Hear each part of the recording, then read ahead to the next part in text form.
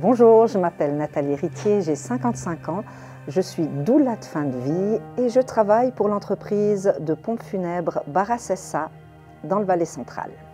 Aujourd'hui, j'aimerais qu'on aborde ce moment de passage entre la vie et la mort.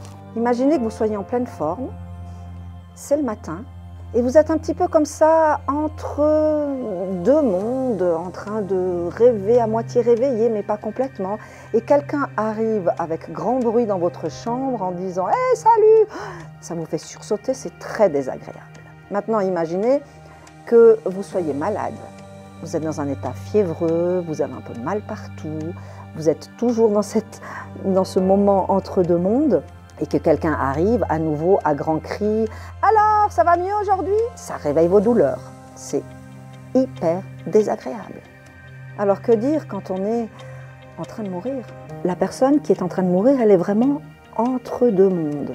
Elle est encore un peu là, puis elle est déjà en train de nous quitter. Vous voyez comme c'est important que ce dernier petit moment, il puisse être vécu avec calme, avec tranquillité.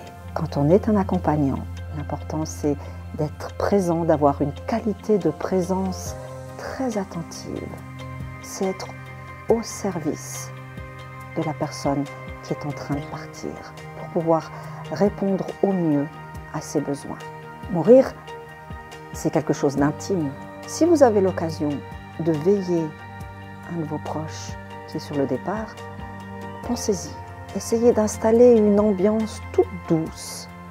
Atténuer les lumières autant que possible, parce que quand on est dans cet état, on est souvent hypersensible et la moindre chose devient agressive.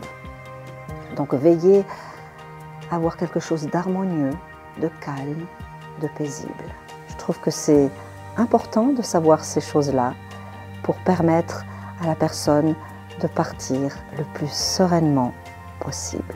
Encore une fois, si vous avez des questions, des interrogations, n'hésitez pas à me les mettre en commentaire.